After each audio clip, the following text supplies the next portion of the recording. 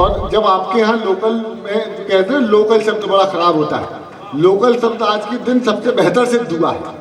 और जब आपके यहाँ लोकल इतने बड़े कवि हैं तो बाहर इतना पैसा खर्च करने की जरूरत क्या है। एक बार पंकज पलाश जी के लिए जरा दोनों हाथ खड़े करके तालियां दे दीजिए। कवि सम्मेलन में अब जो कुछ शेष है वो बहुत विशेष है। और अब तक जो मंच का संचालन कर रहे थे, एक आपके मालवा के क्षेत्र का एक इतना बड़ा नाम जो पूरे देश दुनिया में केवल व्यंग्यकार के रूप में बुलाए जाते हैं, मैं उनको 4-6 पंक्तियां दिनेश रघुवंशी जी की आपको सौंपते हुए उनको बुलाना चाहता हूं। और अगर आप ये 4 पंक्तियां 6 पंक्तियां सहेज लेंगे और उनके व्यक्तित्व से अगर आप जोड़ेंगे तो आपको लगेगा कि सुदीप भोला जिन पंक्तियों से गोविंद राठी जी को जिस बुलाया था इस माइक तक, वो पंक्तियां भी सार्थक हैं और सही व्यक्ति के ऊपर उन्होंने कही। ये 4-6 पंक्तियां सुन लीजिएगा कि धूल जैसे कदम से मिलती है, धूल जैसे कदम से मिलती है, जिंदगी रोज हमसे मिलती है। ये बताया गहन अंधेरों ने, रोशनी अपने दम से मिलती है। और आज दुनिया में ऐसे कितने हैं जिनको शोहरत कलम से मिलती है। एक बार जरा पुनः तालियां बजा करके आमंत्रित कीजिए आपके अपने गोविंद राठी को।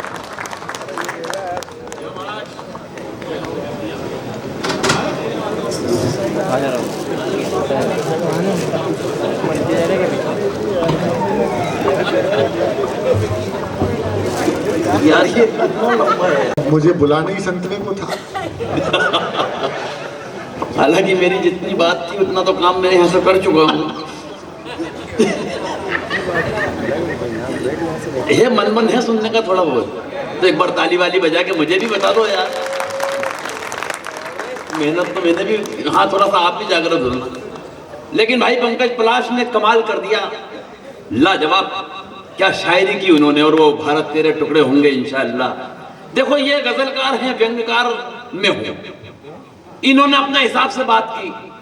मैं हास्य व्यंग का कवि, मुझे मिल गया भारत तेरे टुकड़े होंगे इंशाअल्लाह तलवार घुमाता हुआ।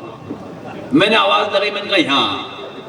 बोले क्या भाई साहब प्लीज थोड़ा सा बस 5 मिनट प्राण पीऊंगा, उसके बाद फिर वहीं जीऊंगा।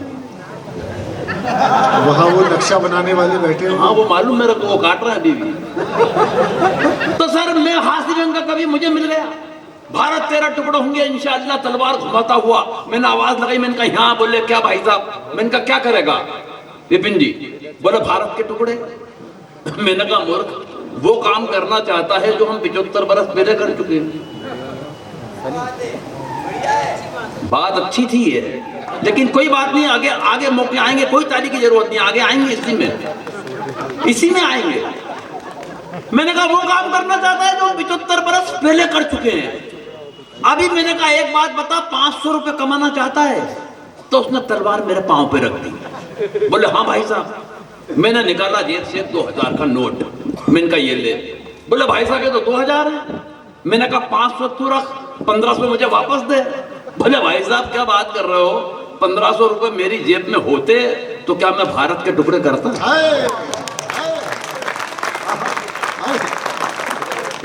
तालियां तो अभी बजेंगी, रुको इसी में। भाई साहब मेरे पास 1500 होते तो क्या मैं भारत के टुकड़े करता? अरे मैंने कहा एक काम कर, बाजार जा, छुट्टे करा के ला, 500 तू रख, 1500 मुझे वापस ला के दे। 1 घंटे बाद पसीने में तरबतर लथपथ होके वापस आया। बोले भाई साहब कोई नहीं तोड़ रहा। मैंने कहा मूर्ख, अब एक बात समझ ले, जिस भारत सरकार के बनाए हुए एक कागज के टुकड़े के तो टुकड़े नहीं करा पाया, उसके हिंदुस्तान के टुकड़े तो करा पाया।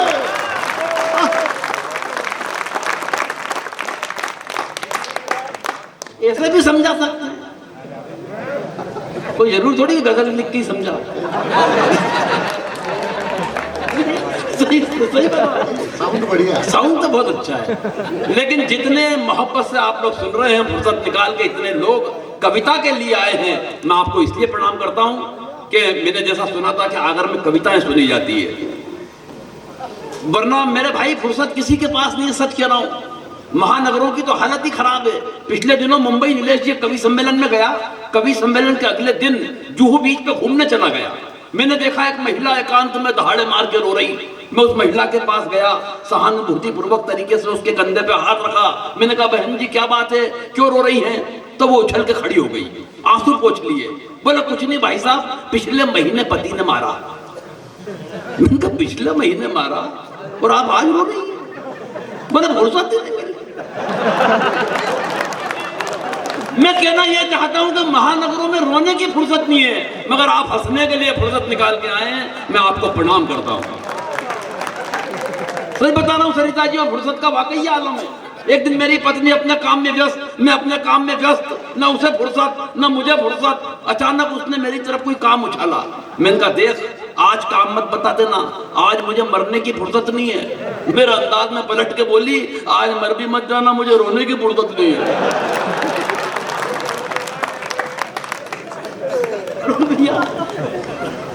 मैं तो कोरोना से प्रताड़ित कुंवारों को विशेष प्रणाम करता हूं यार, क्योंकि प्रताड़ित तो कुंवारा ही हुआ, शादीशुदा को तो क्या फर्क पड़ा कोरोना से, बेचारा पहले भी वही बर्तन मांज गया था, वही कपड़े धो रहा था। और हमारी भाषा और हमारी वार्तालाप में हमें ध्यान नहीं रहा कि कोरोना चल रहा है। हमारे बच्चे हमारे घर में, वो पति देव ने सेंटर टेबल पे 2 मास्क पड़े हुए थे, उसमें से आवाज लगा के मास्क का पूछा पत्नी से कि यहाँ टेबल पे 2 मास्क पड़े हुए हैं, इसमें मेरा कौन सा है? पत्नी ने आवाज लगा के बताया कि वो जिसके अंदर अंदर लिपस्टिक के निशान नजर आ रहे हैं वो तो मेरा है। अब क्या पूरा ही पढ़ूंगा क्या इसको मैं? कोरोना ने हमारे वार्ता, कोरोना और पत्नी एक दूसरे के पर्यायवाची शब्द हैं। इस बात के मेरे पास कई उदाहरण उपलब्ध हैं।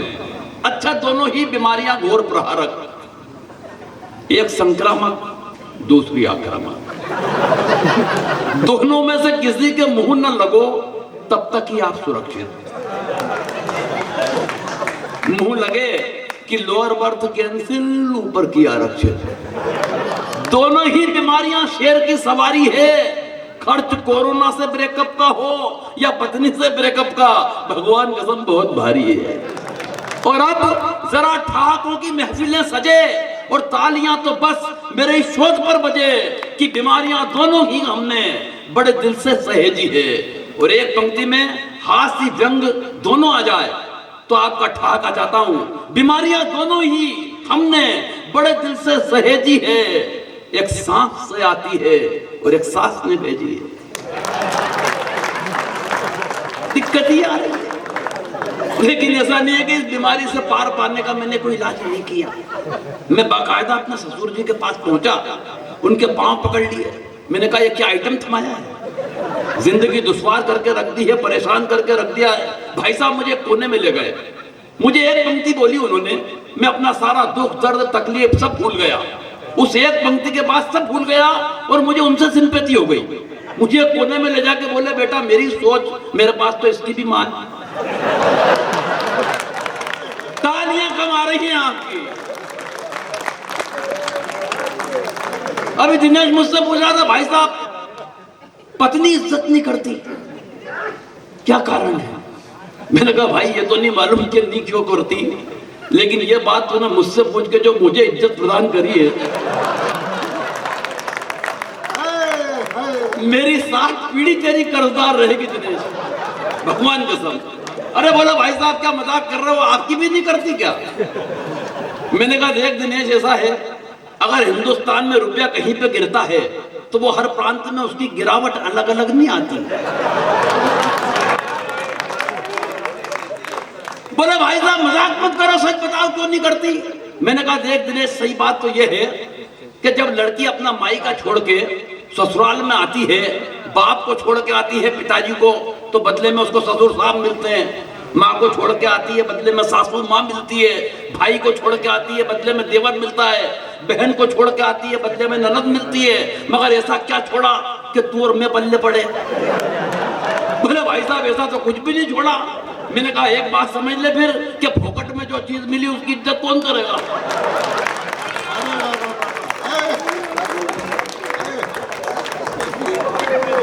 मिली उसकी इज्जत कौन करेगा विनोद भैया? थोड़ा बाप मेरे लायक हो गए, मेरे को आदेश मिला है कि मैं यहाँ से कुछ व्यंग की बात करूं। हालांकि मैं व्यंग तो क्या सुनाऊं, हिंदुस्तान के आदमी के, हर आदमी के अंदर एक व्यंगकार बैठा हुआ है, हर आदमी में। 15-20 मिनट तक ग्राहक को, भैया बेटा ये फोटो, मेहनत हम कर रहे हैं तो फोटो उनके ले रहा है। ये दिक्कत है जीएसटी पसंद से। हाँ अच्छा, लिफाफे उधर फंसे इसलिए हम ज्यादा कुछ बोलेंगे नहीं तेरे से, क्योंकि वो खाली नक्शा ही नहीं काट रहे हैं, लिफाफे पे से नाम भी काट सकते हैं। लेकिन कोई लिफाफे की कोई बात नहीं है। देखो हम तो जिस मोहब्बत में आए हैं, नीलेश जी आप लोगों की जो मोहब्बत है वो कमाल है। बस हमें इज्जत तमगे और साफे खूब मिलते हैं, हमें इज्जत तमगे और साफे खूब मिलते हैं। कविता खर्च करते हैं, मुनाफे खूब मिलते हैं कि हम उनसे नहीं मिलते कि जिनसे दिल नहीं मिलता, वरना सर झुका दें तो लिफाफे खूब मिलते हैं। मगर लिफाफों के लिए नहीं आए हैं आज के लोग, पंकज पलाश की और आपकी मोहब्बतों में आए हैं। तो मैं व्यंग चुना दूं, मैं बता रहा था व्यंग का हर आदमी में है। ग्राहक ने 15-20 मिनट तक दुकानदार को जब सब्जी पे पानी छींटते हुए देखा तो उसके अंदर का व्यंग काट जाएगा। बोले भाई साहब भिंडी को होश आ गया हो तो आधा किलो तोल दो। ताली वाली बजाओ जरा यार, ये इसको कहते हैं व्यंग। एक 85 साल के बुजुर्ग को फोन आया कि हमारी फला फला कंपनी के शेयर खरीद लो, पकते ही 3 महीने में पैसे 2 गुने हो जाएंगे। वो बुजुर्ग बोले बेटा मैं उम्र के उस पड़ाव पे हूं कि केले तक कच्चे नहीं खरीदता। ये थोड़ा बारीक है, कुछ लोग कल ताली बजाएंगे। ये थोड़ा बारीक है, कोई बात नहीं, मैं आपको हल्का कर करके भी सुनाऊंगा। मेरे पास बहुत सारे हैं। विज्ञान की बात कर रहा था भाई, ये हिंदुस्तान है मेरे भाई, यहाँ विज्ञान और वैज्ञानिक कोई नहीं चलता। वो इंग्लैंड के न्यूटन ने नियम बना के पेश करा कि कागज पे वजन रख दो तो कागज हिलता नहीं है। हमारे कागज के ने आवाज लगाई, यहाँ आके देख बेटा, यहाँ कागज पे वजन रख दो तब कागज हिलता है।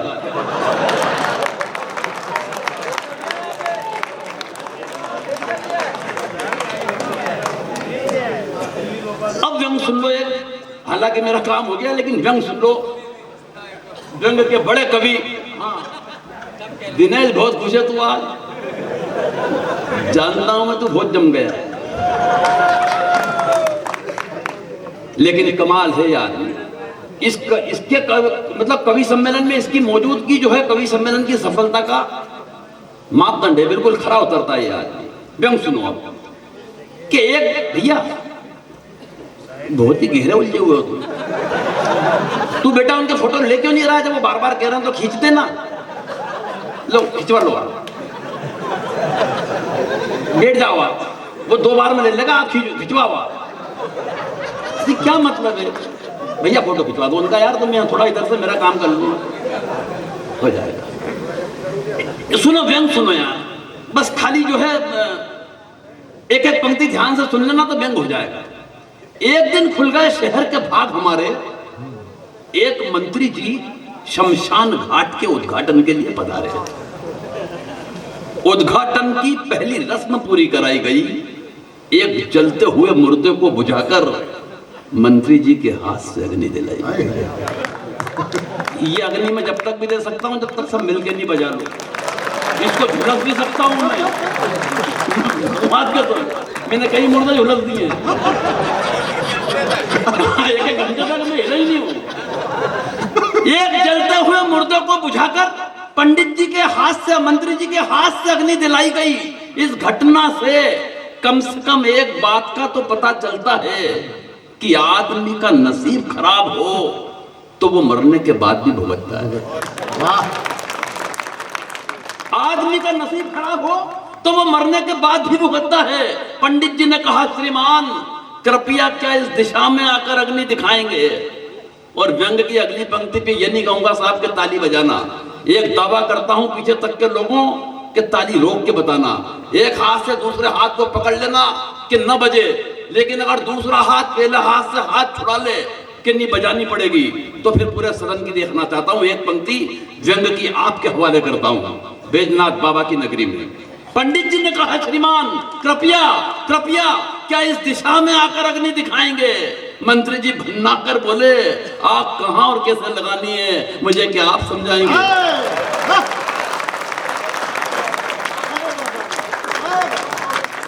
आग कहां और कैसे लगानी है मुझे क्या आप समझाएंगे? अरे हम इस हिंदुस्तान की राजनीति को बरसों से झेल रहे हैं, रोजाना विरोधियों के साथ तरह तरह की आग से खेल रहे हैं। और पंडित जी आप तो बुजुर्ग हैं, आपको तो कम से कम ये बात समझ में आनी चाहिए कि आग दिशा देखकर नहीं, आग तो हवा का रुख देखकर लगानी चाहिए। आग तो हवा का रुख देखकर लगानी चाहिए। अरे इन मुर्दों से निपटने की हमारी समझ को आप बेवजह नजरअंदाज कर रहे हैं। अरे पंडित जी, वो हम ही तो हैं जो 75 बरस से इन मुर्दों पर राज कर रहे हैं। लीजिए साहब, ये मेरा क्रम पूरा हुआ। अब 3 लोग शेष हैं, तीनों विशेष हैं, अपने अपने रस के 3 मुख्तलिफ रसों के लोग। एक सरिता दीदी हैं जो श्रृंगार के गीतों के लिए जानी जाती हैं, अध्यात्म के गीत भी उन्होंने लिखे हैं। अरुण जेमिनी जी हमारे बीच हैं जो हास्य के धुरंधर हैं, अभी आप सुनेंगे तो खुद, और सुनेंगे कि आप बैठे किन के लिए, तीनों के लिए बैठे हैं। हम तो रोड़े ही थे अभी तक, मैं जानता हूं। हाँ, विनीत चौहान जी हमारे बीच हैं, निश्चित रूप से ओज की भाषा का समृद्ध कवि हमारे बीच है। लेकिन इनके पहले मैं चाहता हूं, आदरणीय सरिता दीदी यहाँ मौजूद हैं, मैं उनकी तारीफ में अगर कोई लंबी चौड़ी बात करूंगा तो शायद बहुत देर तक मुझे बोलना पड़ेगा कि उनको क्या क्या उपलब्धियां हैं। लेकिन मैं सिर्फ 4 पंक्तियां पढ़ता हूं कि दुआएं देख तुम्हें लुत्फ से मुक्त सर के लिए, दुआएं देख तुम्हें लुत्फ से मुक्त सर के लिए, गुजर गया कोई आपे से उम्र भर के लिए, और तुम्हें तुम्हारे रुखे फरोज की कसम हमारी रात भी दिन कर दो रात भर के लिए। एक बार तालियां बजाकर आवाज दें सरिता शर्मा जी, नई दिल्ली।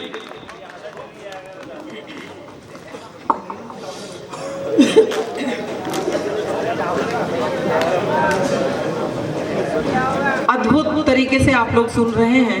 मैं भाई पंकज पलाश की एक बार पुनः आभारी हूँ कि इस नगर में पहली बार मुझे आने का उन्होंने मुझे आमंत्रण दिया और मैं यहाँ पर हूँ आपके बीच। पलाश पंकज भी बैठ जाए तो अच्छा रहेगा।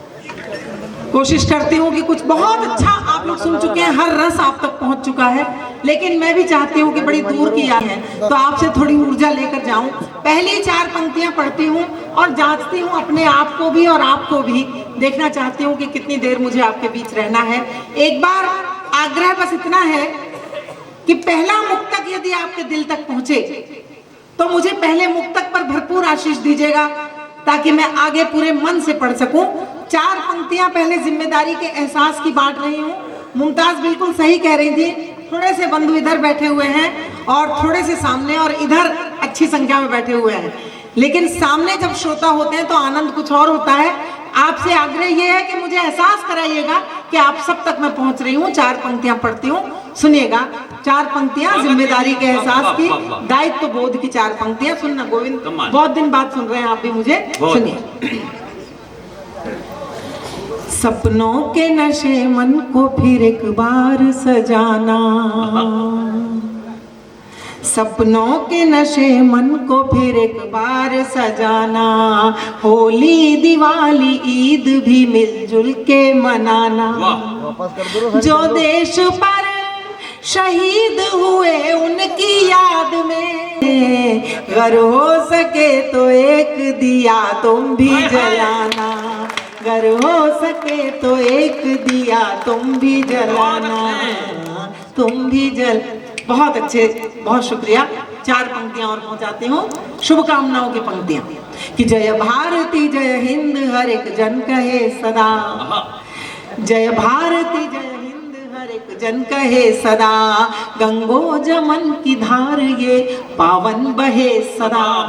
हमको वतन पे जान लुटाने का शौक है, हमको वतन पे जान लुटाने का शौक है, हम हो न हो हमारा तिरंगा रहे सदा, हम हो न हो मैंने पॉज इसलिए दिया कि सुदीप इधर से गए तो आप सब उधर देखने लगे। हाँ। कोई देखने की ऐसी अद्भुत चीज तो है नहीं वो।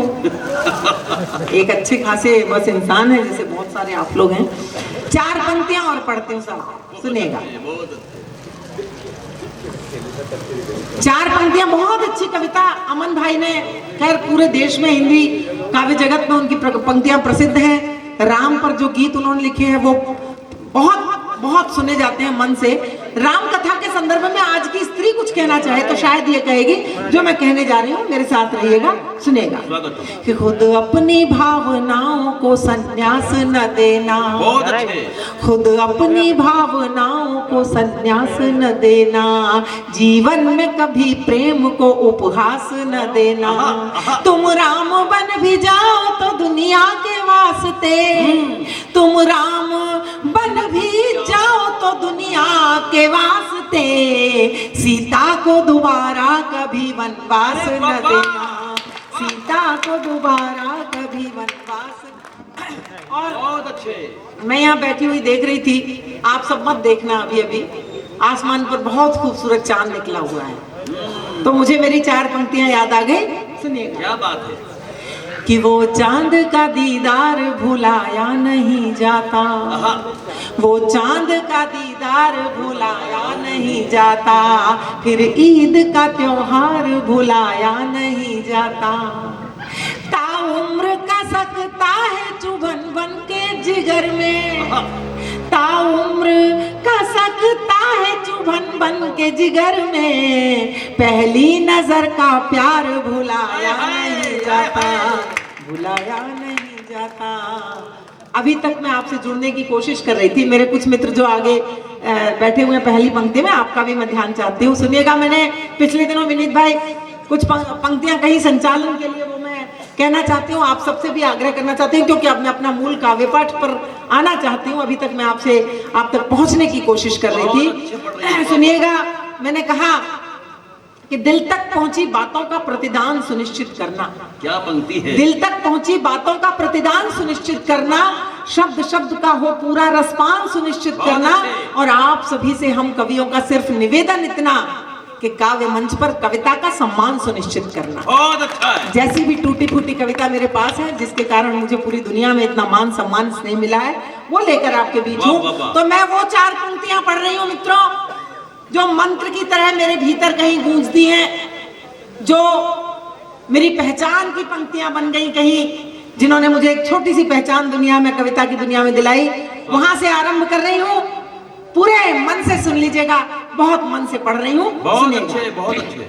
स्वागत। सारी दुनिया से दूर हो जाऊं, सारी दुनिया से दूर हो जाऊं, तेरी आंखों का नूर हो जाऊं, तेरी राधा बनो बनो न बनो, तेरी मीरा जरूर हो जाऊं, तेरी मीरा जरूर हो जाऊं। कमाल है।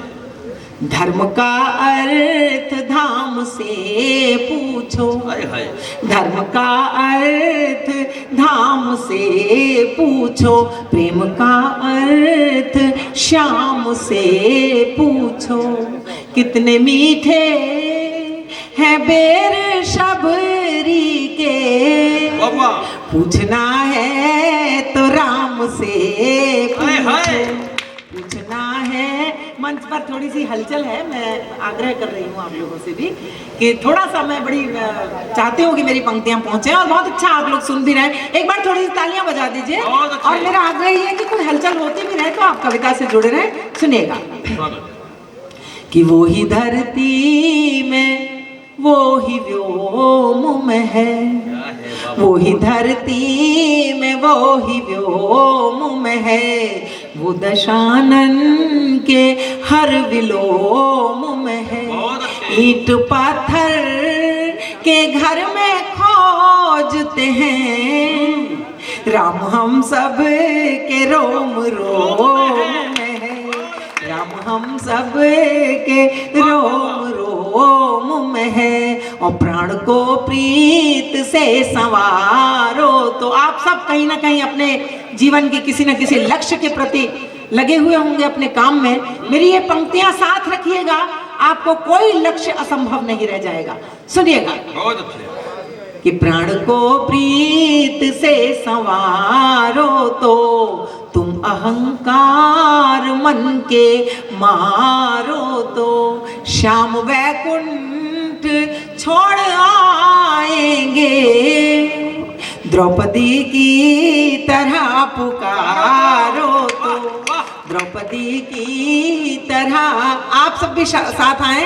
मैं अगली पंक्तियां पढ़ रही हूँ। प्रेम की पराकाष्ठा क्या हो सकती है, प्रेम की सीमा क्या हो सकती है, मैंने 4 पंक्तियों में कहने की कोशिश की। आप सबको भी आमंत्रित करें, आपके भी हाथ खुले अगली पंक्तियों पर। वैलेंटाइन पर्व का जो है ये महीना चल रहा है। मेरी पंक्तियां बहुत सारे लोगों के व्हाट्सएप की स्टेटस में हुआ करती हैं। ये पंक्तियां आपके काम आएंगी, सुनिए। वाह वाह वाह। कि अब तो हद से गुजर के देखेंगे, क्या पंक्ति है।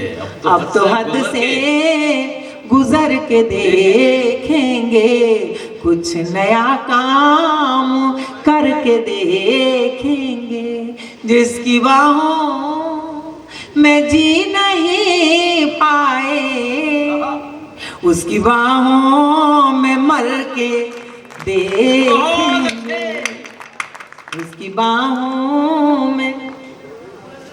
बहुत अच्छा। क्या बात है, दिनेश देसी घी दोहरा रहे हैं। आपको पता नहीं कैसा लग रहा होगा, क्योंकि मुझे तो उनका वो सब गुनगुनाना ही याद है।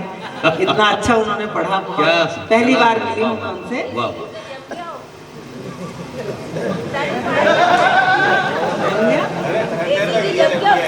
सर्दी के मारे देसी घी जम गया बोल रहे हैं। धन्यवाद धन्यवाद धन्यवाद माता जी। सुनिए, थोड़ी सी तालियां बजाइए तो मैं अपने मूल रस के कुछ छंद आप तक पहुंचाना चाहती हूँ। सुनिए, मीरा मेरी आदर्श रही हैं, तो मीरा के प्रति मैंने कुछ सवैये कहे थे। देखिए, सब जगह ये सवैये बहुत अच्छे तालियों के साथ सुने जाते हैं। अगर आपने उसी तरह सुने तो मैं एक के बाद दूसरा सुनाऊंगी, दूसरे के बाद तीसरा। लेकिन अगर आपने ढंग से नहीं सुना तो मैं एक गीत पढ़कर अपना स्थान लूंगी। सुनिएगा, आप अच्छा सुन रहे हैं लेकिन इसे तालियों के साथ सुन लीजिएगा। सुनिए, मीरा, माँ मीरा के प्रति कहे, सुनिए। कि श्याम के नाम को थाम के प्रीत के धाम में नाम कमा गई मीरा। हाय हाय हाय हाय। श्याम के नाम को थाम के प्रीत के धाम में नाम कमा गई मीरा। जीवन के एक तारे के तार पे एक ही नाम रमा गई मीरा। जोगी जपी अस्तपी सबके करे प्रीत की रीत थमा गई मीरा। और प्राण समाए जो श्याम मुनि में शरीर समेत समा गई मीरा। प्राण समाए जो श्याम मुनि में शरीर समेत समा गई मीरा। धूल भरी गलियों में फिरी सुख वैभव बीच पली हुई मीरा। धूल भरी गलियों में फिरी सुख वैभव बीच पली हुई मीरा। साज समाज के रोके रुकी नहीं प्रीत के पंथ चली हुई मीरा। राग विराग के बीच पली अनुराग के सांचे ढली हुई मीरा।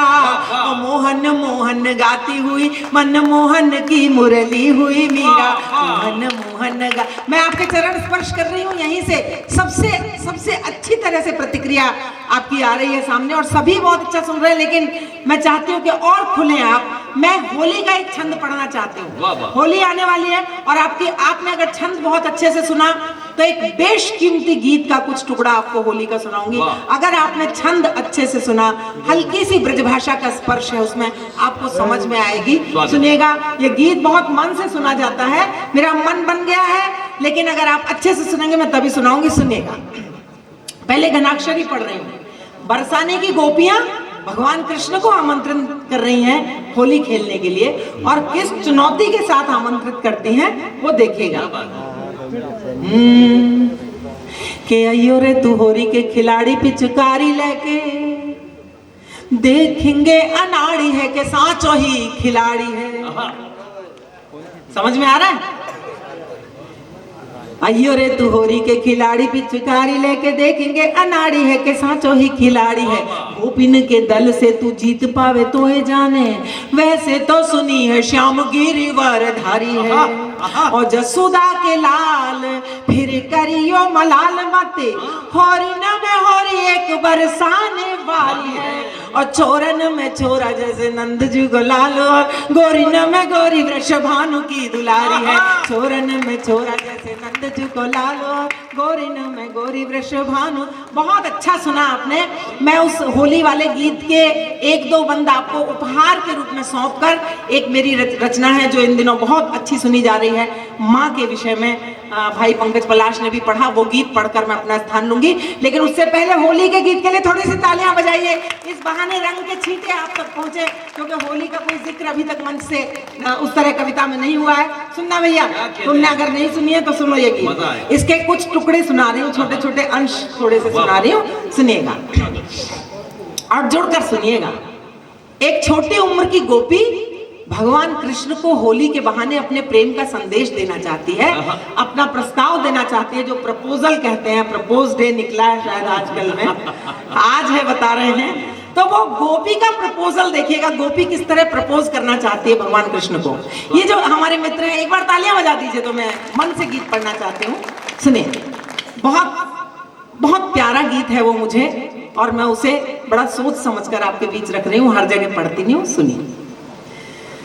अयो खेलन होरी कसम तो है मोरी, कुंवर तो है तर कर दूंगी। अरे वाह वाह वाह वाह। इस पंक्ति पर आपकी तालियां आनी चाहिए। वाह वाह वाह वाह वाह। अयो खेलन होरी कसम तो है मोरी, कुंवर तो है तर कर दूंगी। मत करियो बर जोरी, उम्र मेरी थोड़ी, नजर से ही मन भर दूंगी। अयो खेलन होरी कसम तो है मोरी, कुंवर तो है तर कर दूंगी। मत करियो बर जोरी, उम्र मेरी थोड़ी, नजर से ही मन भर दूंगी। अयो खेलन होरी नैनन आज कटिलो कजरा। ब्रज में कैसे होली खेली जाती है? आपके भी हाथ खुले और आपके भी हाथ खुले। मुझे पता है कि आप उस रस में भीग रहे हैं, लेकिन उसकी प्रतिक्रिया मुझ तक भी पहुंचे। सुनिए कि नैनन आज कटिलो कजरा, घूंघट पट पचरंगी अचरा। मैं मन की अति भोरी, गुजरिया गोरी, नेह रस निर्झर दूंगी। मत करियो बर जोरी, उम्र मेरी थोड़ी, नजर से ही मन भर दूंगी। अयो के और वो बंद सुना देती हूँ आपको, जिसमें वो अपने प्रेम का प्रस्ताव देती है, किस कोमलता से और किस शालीनता के साथ वो अपनी बात कहती है। सुनिएगा कैसे खेलूंगी मैं होली कन्हैया तुम्हारे साथ। कि रंग अबीर गुलाल उड़ाऊं, रंग अबीर गुलाल उड़ाऊं, कोरो मनवा आज रंगाऊं, तोरे मन बस जाऊं, न तनिक लजाऊं, करे जवा में तोहे धर लूंगी। मत करियो बर जोरी, उम्र मेरी थोड़ी, नजर से ही मन भर दूंगी। अयो खेलन होरी कसम तो है मोरी, कुंवर तो है तर कर दूंगी। गीत लंबा है, आप तालियां इसलिए बजा दीजिए कि मैंने आधा गीत पढ़ा है। एक बार जोरदार तालियां बजा दीजिए। एक महत्वपूर्ण गीत पढ़कर अपना स्थान लूंगी। मैंने कभी कहा था कि निस्वार्थ समर्पण को कमजोरी मत समझो। वाह। निस्वार्थ समर्पण को कमजोरी मत समझो, मन के रिश्ते को कच्ची डोरी मत समझो। तुम पढ़ न सके ये कमी तुम्हारी अपनी है, मेरे मन की किताब को कोरी मत समझो। हाय हाय हाय हाय।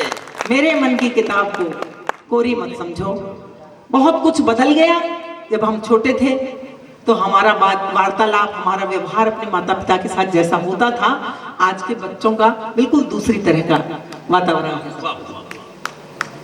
बहुत सारे वृद्धाश्रम खुल रहे हैं। तब मेरा मन होता है कि एक गीत पढ़ूं आपके बीच। एक बार 5-7 तालियां बजा दीजिए तो मैं गीत पूरा पढ़ूंगी। बहुत शुक्रिया, थैंक यू। सुनिए कि माँ की आंखों को आंसू न देना कभी, माँ की आंखों को आंसू न देना कभी, वरना जीवन में खुशियाँ मिलेंगी नहीं। माँ की आंखों को आंसू न देना कभी, वरना जीवन में खुशियाँ मिलेंगी नहीं। माँ की आंखों को पहले काया में 9 मास तुमको रखा, जन्म देने में मर मर के जिंदा रही। पहले काया में 9 मास तुमको रखा, जन्म देने में मर मर के जिंदा रही। अपने बच्चे को देखा तो हंसने लगी, भूल बैठी जो पीड़ा थी उसने सही। उसके आंचल से अमृत की धारा मिली, उसके आंचल से अमृत की धारा मिली, जो किसी मोल जग में मिलेगी नहीं। माँ की आंखों को आंसू न देना कभी, वरना जीवन में खुशियाँ मिलेंगी नहीं। माँ की आंखों को तुमको अंकुर से पौधा बनाते हुए, एक औरत जो खुद बागवान हो गई। मेरी जो माताएं बहनें बैठी हैं, मैं उन्हें समर्पित कर रही हूँ ये पंक्तियां। सुनिए कविता है, वाह वाह। कि तुमको अंकुर से पौधा बनाते हुए, एक औरत जो खुद भगवान हो गई, उसके चेहरे की सलवट तुम्हें देखकर ऐसे हंसती है जैसे जवां हो गई। उसके आशीष लेकर निकलना सदा, उसके आशीष लेकर निकलना सदा, वरना मंजिल कहीं भी मिलेगी नहीं। माँ की आंखों को आंसू न देना कभी, वरना जीवन में। मैं इस गीत का अंतिम बंद पढ़ रही हूँ। यहाँ बैठे हुए लोगों में बहुत सारे लोग बड़ी किस्मत वाले होंगे, बहुत सारे लोग बड़ी किस्मत वाले होंगे, लेकिन आप में से कुछ लोग मेरे जैसे भी होंगे। मैं क्यों कह रही हूँ ये बात, ये मेरी पंक्तियों से स्पष्ट होगा कि कौन किस्मत वाला है और कौन मेरे जैसा है। ये तय कीजिएगा आप मेरी पंक्तियां सुनकर। कि माँ की आंखों को जिनकी माँ हो सलामत, वो भूले नहीं, उन पे तकदीर अब तक मेहरबान है। जिनकी माँ हो, वाह वाह वाह, बहुत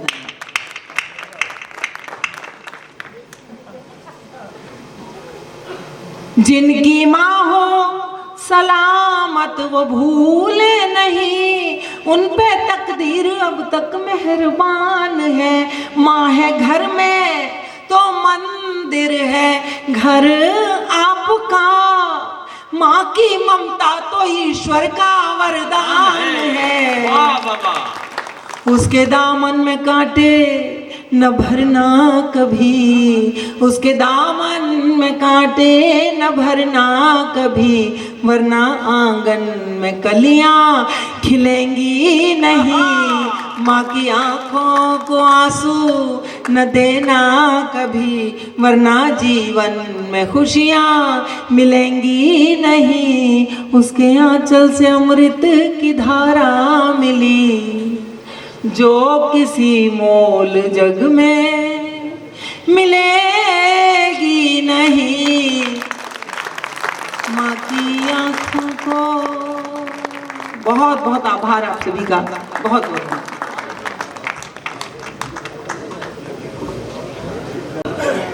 सरिता जी के लिए एक बार पूरा सदन मिलकर ताली बजाए। एक बेहद खूबसूरत गीत के साथ उन्होंने काव्य पाठ का समापन किया।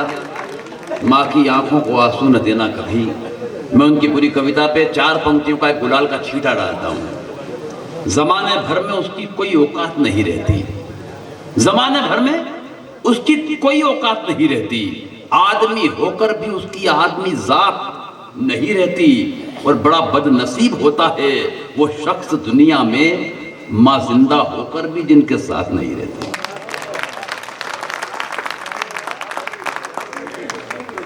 है ऐसे थोड़ी आ जाओगे। अरुण जेमिनी वो कवि हैं, मैं एक पंक्ति में समझा सकता हूं, बस सिर्फ एक पंक्ति में, कि कवि सम्मेलन को आसमां तक परवास दे रहा हूं। पिछले दिनों उनको काका हाथरसी पुरस्कार से सम्मानित किया गया। हरियाणा सरकार ने उन्हें हरियाणा गौरव पुरस्कार से सम्मानित किया, गौरव महोत्सव। और आज गौरव महोत्सव का दिन है, इसलिए आपकी तालियां दोनों तालमेल के लिए बजनी चाहिए। कवि सम्मेलन को आसमां तक परवास दे रहा हूं, संभालना तुम्हें मंच के सर का ताज दे रहा हूं, और तब्दील कर देता है जो खामोशियों को महफिल में मेरी तकदीर, मैं उस आवाज को आवाज दे रहा हूं। तालियां बजाकर आवाज दें अरुण जेमिनी जी, नई दिल्ली।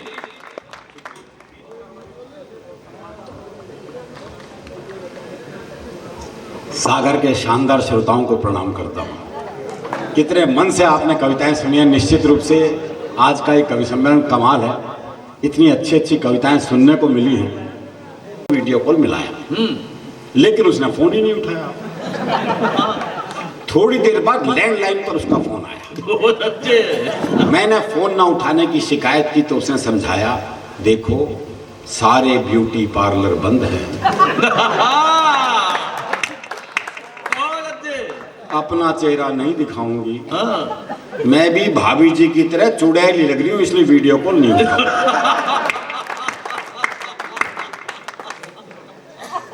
एक बार मैं तालियां चाहूंगा साहब, ये हम माता जी बैठे हैं, वाह वाह वाह वाह, क्या कवि सम्मेलन सुनाए हैं, बेशक बेशक, शुरू से आखिर तक। हाँ, ये आप यहाँ के अर्चना पूर्ण सिंह हैं? नहीं, ऐसा नहीं है, वो सब रसों को सुन रही थी। कमाल कमाल उन्होंने हर सुना। कविता की पंक्ति पे और वो ताली 2 बेटियां भी बैठी थी, वही बहुत बढ़िया सुन रही अच्छा थी। बस वो हमसे बच गई। नहीं, हम सोच रहा था कि वो निश्चित रूप से वो भी ताली बजाने लायक श्रोता थी। हाँ, इसमें कोई शक नहीं। मैं बेशक। अब हरियाणा पे आते हैं जी। कारण ये है कि मेरे पुलिस वाले भाई पहले ही मिल गए थे। और हरियाणा में स्थिति है कि हम लोग बहुत सहज हास्य में जीने वाले हैं। वो पुलिस के सिपाही को छुट्टी चाहिए थी, पहुंच गया SHO के पास, बोले छुट्टी चाहिए। बोले बहुत काम है, छुट्टी नहीं मिल सकती। बोले जी छुट्टी तो मैं लेके रहूंगा। बोला अच्छा एक सवाल का जवाब देते, छुट्टी दे दूंगा। बोले सवाल कुछ भी पूछ लो। बोला अच्छा ये बता, कटप्पा ने बाहुबली को क्यों मारा? ये अंतर्राष्ट्रीय सवाल पूछ लिया जी उससे। बहुत अच्छे। बोले ये बता, कटप्पा ने बाहुबली को क्यों मारा? बोले हो सकता है बाहुबली ने कटप्पा को छुट्टी देने से मना कर दिया।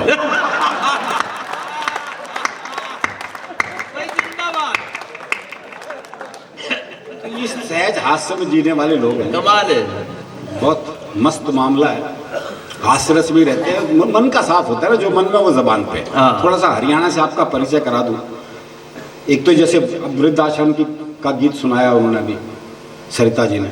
हरियाणा में वृद्धाश्रम की समस्या नहीं मिलेगी। हमारे यहाँ अगर बूढ़े को पता लग जाए कि बेटा मुझे वृद्धाश्रम में छोड़ के आने वाला है, तो बाप खुद बेटे को अनाथालय छोड़ जाए।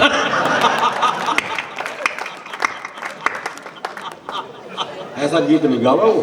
बहुत अच्छे। वो तो यही कहेगा भाई जमा कर लो, इसने मेरा ना आई हो। इस तरह का कानूनी मामला ना है हमारे यहाँ, क्योंकि हास्यरस में जीते हैं जी। मन के साफ है। वो एक मुकदमा चल रहा था, ताई गवाही के लिए आई। अच्छा, दोनों वकील उसी के गांव के। तो पहले वकील ने पूछ लिया, बोले ताई मुझे जाना है। खूब जानू हूँ, गुलाब सिंह का छोरा है तू, एक नंबर का झूठा। तेरी लुगाई तक तुझे छोड़ के चली गई थी। बेचारा वकील सन्न रह गया जी। उसने दूसरे वकील की तरफ इशारा कर दिया, और ताई से जाना है। अच्छी तरह जानू हूँ, करनेल काने का छोरा है वो, एक नंबर का याश। तेरी लुगाई से भी इसका चक्कर था।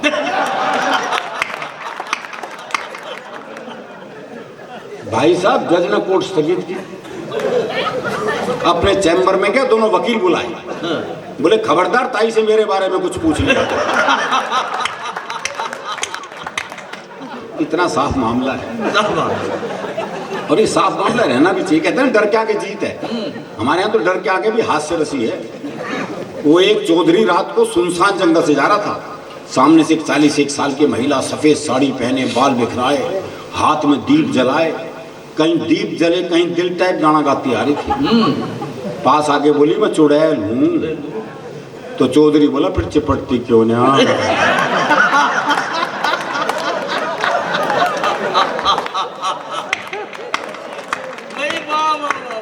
ऐसे का चुड़ैल भी क्या कर लेगी। मुमताज जी ने क्या बढ़िया श्रृंगार के आपको गजलें सुनाई, मुक्तक सुनाए। मुझसे तो आप ऐसी उम्मीद रखना मत, क्योंकि हरियाणा के आदमी तो प्रेम जो है वो ब्याह के बाद ही होता है। ब्याह से पहले प्यार कर ले तुम तो पेड़ पे ही लटके मिलते हैं। हमारे यहाँ प्रेम सबसे मुश्किल काम है, लेकिन हमारे यहाँ प्रेम में भोलापन बहुत है। वो प्रेमी ने प्रेमिका से कहा अगर तू मेरी नहीं हुई ना तो मैं तुझे किसी की नहीं होने दूं। बोला अच्छा तेरी हो जाऊंगी तो सबकी होने देगा।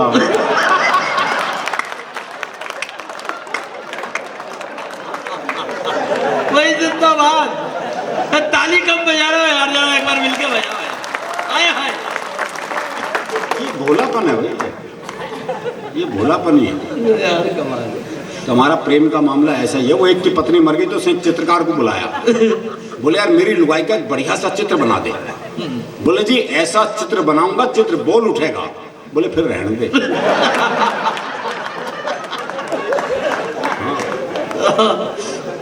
वो एक मेले में दो बचपन के दोस्त मिले, दोनों बौखलाए हुए। बोले भी कैसे बौखला रहा है। बोले यार मेरी लुगाई खोगी उसे ढूंढ रहा हूँ। बोले तू क्यों बौखला रहा है। बोला मेरी भी खोगी मैं भी ढूंढ रहा हूँ। बोले तेरी लुगाई कैसी थी। बोले यार 5 फुट 4 इंच उसका कद, गहरा बदन, गोरा रंग, गुलाब जैसे होंठ, बहुत ही सुंदर थी। तेरी कैसी थी। है बोला मेरी ना छोड़ यार तेरी ढूंढते।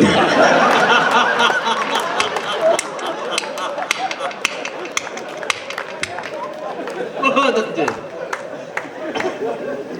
अभी मेरा एक दोस्त मिला जी, उसके दोनों होठ बुरी तरह जले हुए। मैंने कहा होठ कैसे जल गए। बोला पत्नी मायके जा रही थी, स्टेशन छोड़ने गया था, मारे खुशी के इंजन चूम लिया। हमारी खुशी भी अलग अलग ढंग से प्रकट होती है। ये प्रेम की बात चली तो एक छोटी सी कविता याद आ गई। मैंने सोचा पुराने जमाने को वापस लाया जाए, और इस बार प्रेम पत्र थ्रू कबूतर भिजवाया जाए। मैंने कबूतर के पंजे में चिट्ठी अटकाई और उसे बात समझाई, देखो भाई ये तो याद नहीं है कौन से प्यार की कौन सी चिट्ठी है। वाह, कहाँ तक जाते। तो ये तो याद नहीं है कौन से प्यार की कौन सी चिट्ठी है, पर तुम ऐसा करना यहाँ से 5 गली छोड़ के 6ठी गली में जाना, और वहाँ जो गुलाबी छत वाली गुलाबी सी लड़की है ना नीलू, उसकी मम्मी को ये चिट्ठी दे आना। बहुत अच्छे। इस उम्र में मम्मी को भिजवाऊंगा वो क्या।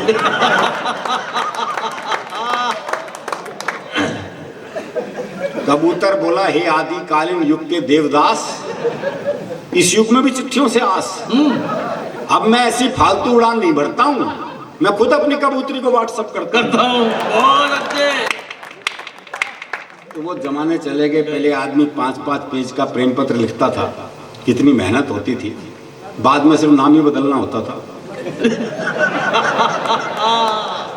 फिर वो टेलीफोन का जमाना आया, तो मुझे एक शेर याद आ गया कि कर दिया इजहारे मोहब्बत हमने भी टेलीफोन पर, बात तो लाखों की थी 1 रुपए में हो गई। बहुत अच्छा है। और अब तो मोबाइल का ज़माना आ गया जी, आदमी मोबाइल पे आई लव यू टाइप करता है, वो भी पूरा नहीं, ILV और Y और एक साथ 25-30 को सेंड। कहीं से तो जवाब आएगा। वो उदय प्रताप सिंह जी की 4 पंक्तियां हैं कि हर फैसला होता नहीं सिक्का उछाल के, ये दिल का मामला है जरा देखभाल के। वाह, हर फैसला होता नहीं सिक्का उछाल के, ये दिल का मामला है जरा देखभाल के। मोबाइलों के दौर के आशिक को क्या पता, रखते थे कैसे खत्म कलेजा निकाल। तो वो प्रेम तो रहा नहीं, लेकिन हमारे यहाँ का प्रेम अब भी ऐसा है। हमारे यहाँ पशु पक्षियों तक का प्रेम ऐसा है। वो मेरा एक दोस्त है जिसने तोती पाली। हाँ, दुनिया तोता पालती है, तोती पाली। बहुत अच्छे। 3 दिन के लिए कहीं बाहर जाना था। बोले यार क्या करूं, कौन दाना पानी देगा, बड़ा चिंतित हूँ। मैंने कहा मेरे घर छोड़ जा, 2 तोते हैं, उन्हें दाना पानी देता हूँ, इसे भी दे दूंगा। बोला भाई तेरे 2 तोतों के बीच में अपनी तोती छोड़ दूंगा। मैंने कहा नहीं यार, मेरे तोते बड़े धार्मिक हैं, तो खुद देख ले आके। अच्छा, उसने देखा बकायदा एक गीता के श्लोक पढ़ रहा हूँ, एक कुरान की आयतें पढ़ रहा हूँ।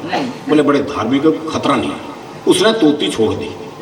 जैसी तोती पिंजरे में गई तो एक तोते ने दूसरे को कोहनी मारी। अरे बोले पूजा पाठ बंद कर, दुआ कबूल हो गई।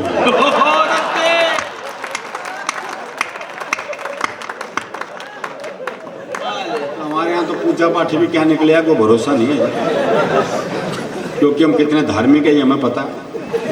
जब हम मंदिर जाते हैं जूते ऐसी जगह उतारते हैं जहाँ से भगवान भी दिखता है और जूते भी। बल्कि जूतों का दिखना ज्यादा जरूरी है, भगवान तो कल भी वहीं मिलेगा। ये हमारा धार्मिक मामला बिल्कुल अलग है। वो एक हरियाणा का बूढ़ा मरण न हो रहा था, तो एक ने कहा मरण न हो रहा, अब तो राम का नाम ले ले। अरे बोले के नाम ले लूं, 15 मिनट बाद आमना सामना ही ना बोलेगा। हमारी धार्मिक स्थिति भी अलग है। दरअसल क्या है कि आप हंसेंगे तो धरती आपकी है, यह आसमान आपका है। अगर रोने बैठ गए तो किसी मिल में वो रुमाल आज तक नहीं बना जो रोते हुए आदमी के आंसू पहुंचे। भाई क्या कहने हैं। और हंसी संवाद से निकलती है, आपसी बातचीत से निकलती है। ये महफिलें होनी जरूरी हैं। आप मिलेंगे तभी हास्य पैदा होगा। क्यों सर? वो एक बुजुर्ग महिला बस में चढ़ी तो किसी ने सीट नहीं दी उसे, तो ड्राइवर को दया आ गई, उसने बोनट पे बिठा लिया।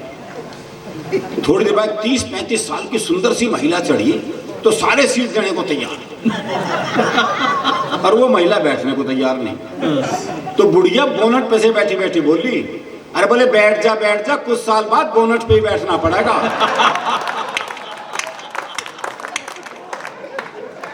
बहुत अच्छे। संवाद बहुत जरूरी है। हाँ। नहीं, वो पूरे कार्यक्रम में बहुत आनंद से सुन रहे हैं, इसमें कोई शक नहीं। एक जो कविता का आदेश हुआ है वो मैं सुना देता हूँ। कारण ये कि कहते हैं एक आरोप हरियाणा के आदमी पे और लगता है कि हरियाणा का आदमी उल्टे जवाब देता है। देखो जी, जवाब उल्टे नहीं देता, लोग सवाल उल्टे करते हैं। आज सुबह जब मैं घर से चला, मैंने पत्नी से कहा, मैंने कहा एक गिलास पानी पिला दे। बोली प्यास लग रही है। मैंने कहा ना गला चेक करूंगा, लीक तो नहीं कर रहा। ये सवाल उल्टे हैं। आप देखो, अभी 1 हफ्ते पहले की बात है, एक शॉपिंग मॉल में ले गया, उसे कुछ शॉपिंग करनी थी, तो वहीं एक दोस्त मिल गया। ओहो, भाभी जी को शॉपिंग कराने लाए हो? मैं कहा ना, पल्स पोलियो के ड्रॉप पिलवाऊंगा। तो आदमी खुद नहीं देखता कि क्या सवाल कर रहा है। वो एक बूढ़ा बैठा बीड़ी पी रहा था, तो एक ने पूछ लिया, बोले ताऊ बीड़ी पीवे है?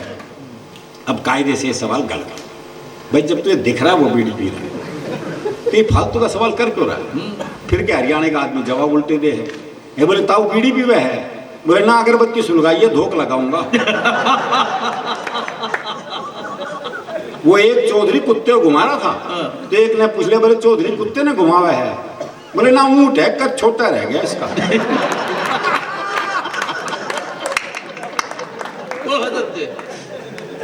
वो एक करती जा रही थी, लोग राम नाम सत्य करते हुए जा रहे थे, तो जो मरा था उसके छोरे से ही एक ने पूछा, बोला यूं मर गया कि?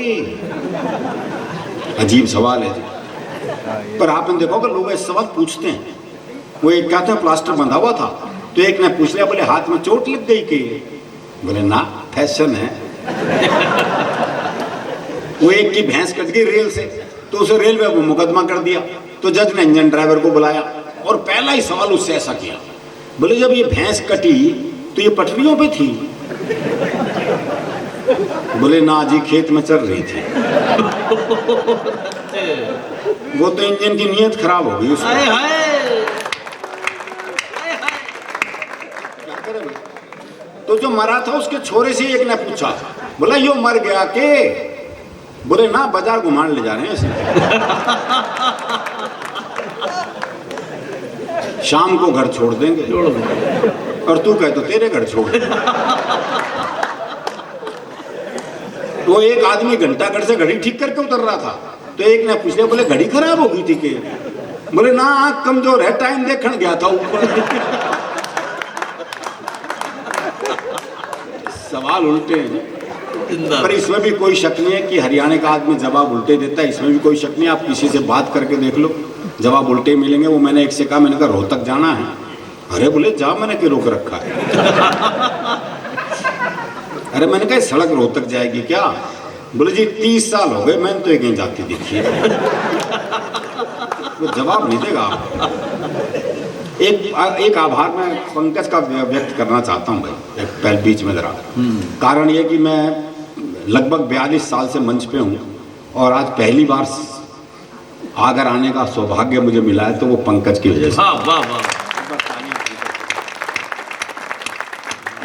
अगर इसके हाथ में नहीं होता तो अब भी नहीं आता। वो मैं भी सोनीपत गया था, मुझे पता ढूंढना था, गंदे नाले के पास कच्ची बस्ती। अच्छा। तो मैंने एक बुजुर्ग आदमी से पूछ लिया, मैंने कहा ताऊ जी ये गंदा नाला कहाँ है? बोले क्यों, साफ करेगा? पूछ लो पता।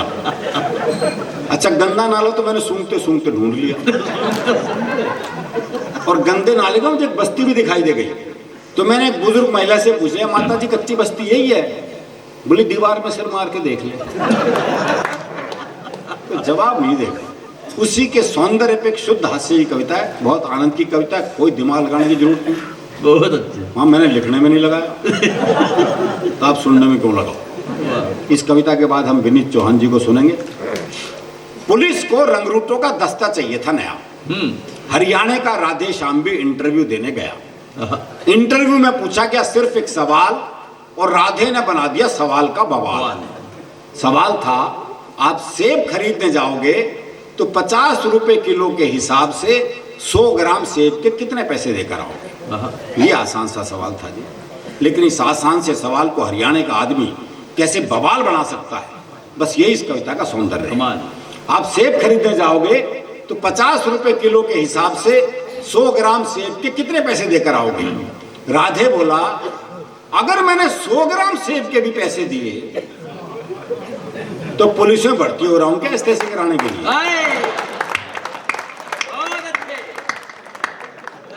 अगर मैंने 100 ग्राम सेब के भी पैसे दिए तो पुलिस में भर्ती हो रहा हूं क्या इस्तेसे कराने के लिए? साहब को जवाब में मजा आया, उन्होंने सवाल को आगे बढ़ाया। अच्छा, मैं खरीदने जाऊं तो मुझे कितने के मिलेंगे? राधे बोला, आवाज करो, पूरी पेटी आपके घर भिजवा देंगे। अच्छा, तुम्हारी पत्नी तो पुलिस में नहीं है ना, वो जाएगी तो 100 ग्राम सेब के कितने पैसे देकर आएगी? राधे बोला, साहब मैं अपनी पत्नी को आपसे ज्यादा जानता हूं, उसे खरीदारी का है बहुत चाव, पर उसे 100 ग्राम खरीदने होंगे तो 100 ग्राम का पूछेगी भाव, तो 100 ग्राम का पूछेगी भाव। अच्छा, तुम्हारा भाई जाए, अगला भी उसी सवाल के पीछे पड़ा हो, ये नहीं कि भी वो जवाब नहीं दे रहा तो सवाल बदल दे, पर दिक्कत ये वो भी हरियाणा का। अच्छा, तुम्हारा भाई जाए, जी भाई को तो मैंने कई बार बाजार जाते देखा है, पर वो तो कहीं पौवा तो कभी गुटखा लाता है, सेब लाते तो मैंने आज तक नहीं देखा। अच्छा, तुम्हारी बहन जाए कोई, जी मेरी एक बहन थी, उसकी शादी हो गई, अब वो जाने या बहन हुई। राधे श्याम, तुम्हारे पिताजी भी तो बाजार जाते हैं, जी उनके दांत नहीं है, वो बस केले खाते हैं। जी उनके दांत नहीं, वो बस केले खाते हैं। आप मुझे एक बात बताओ श्रीमान, तनख्वाह तो दोगे एक आदमी की हैं, और सेब खरीदने पर लगा दिया पूरा खानदान। बहुत अच्छे। अच्छा छोड़ो, कोई आम आदमी जाए तो वो 100 ग्राम सेब के कितने पैसे देकर आए? आम आदमी का नाम सुनते ही राधे श्याम सीरियस हो गया थोड़ा। बोला, जी साहब आप लोगों ने आम आदमी को सेब खरीदने लायक ही कहां छोड़ा? जी साहब, आप लोगों ने आम आदमी को सेब खरीदने लायक ही कहाँ छोड़ा। आम तो सेब का ठेला लगाता है, क्या कहने, खरीदने तो खास ही जाता है। आहा आहा, आम तो सेब का ठेला लगाता है, खरीदने तो खास ही जाता है। अच्छा, कोई खास आदमी जाए तो पीछे ही बढ़ा हुआ है। अच्छा, कोई खास आदमी जाए तो पहली बात तो ये कि अगर वो खास है तो खुद क्यों जाएगा? आए हाय, आए हाय, वे अपना नौकर भेजेगा, हाँ, और आपके कहने से चला भी जाएगा तो क्या सिर्फ 100 ग्राम खरीद के लाएगा? बहुत अच्छे। चलो, आपकी अंतिम इच्छा पूरी करने के लिए 100 ग्राम खरीद भी लाए, तो इसका हिसाब आप मुझसे क्यों लेते हैं? हिसाब बताएंगे उसके सीए जिन्हें वो तनख्वाह देते हैं। आहा, चलो, इस सवाल को यही छोड़ते हैं, इंटरव्यू का रुख अब दूसरी तरफ मोड़ते हैं। देखो साहब, ये तो है सरासर फरेब। दूसरा सवाल बाद में आएगा, पहले आएंगे 100 ग्राम से। पहले आएंगे 100 ग्राम से। तुम्हारा कोई दोस्त है राधे श्याम? हाँ जी है, सीताराम। वो सेब खाता है? हाँ, कोई खिलाए तो खाया। बहुत अच्छे। साहब, आपने भी सवाल को खूब खींचा है, लगता है आपका कोई सेब का बगीचा है। कुछ भी हो पर अब अपना जवाब ले लो। जवाब पे आ गया जी? बहुत अच्छे। कुछ भी हो पर अब अपना जवाब ले लो। सीताराम फल वाले को 5 रुपए देगा और कहेगा इतने के सेब दे दो। वाह, पर इतने के कितने? अब ये सेब वाले की मर्जी, वो दे दे जितने। वाह, राधे श्याम, तुमने तो जरा सी बात का बना दिया बवाल। राधे बोला, साहब मुझे तो शुरू से ही पसंद नहीं है सवाल।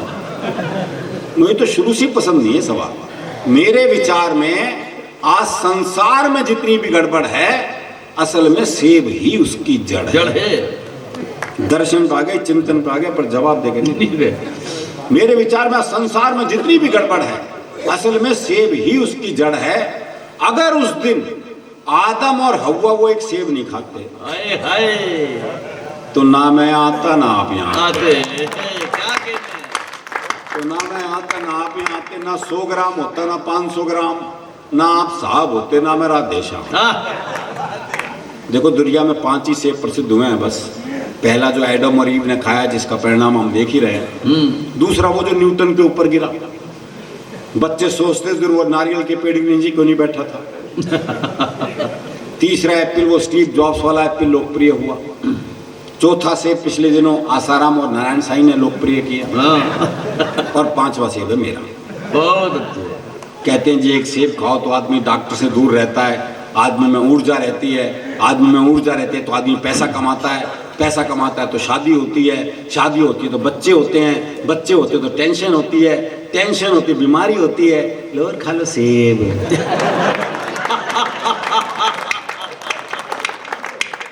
इंटरव्यू का ये हुआ परिणाम कि आजकल राधे श्याम सब्जी मंडी में डंडा फटकारते हैं, खुद तो भरपेट खाते हैं और साहब के लिए 100 ग्राम भिजवाते हैं। और साहब के लिए 100 ग्राम। भरपूर हास्य के बाद एक सार्थक कविता। आदरणीय अरुण जेमनी जी के लिए एक बार पूरा सदन ताली बजाकर अभिनंदन करे। कमाल। अब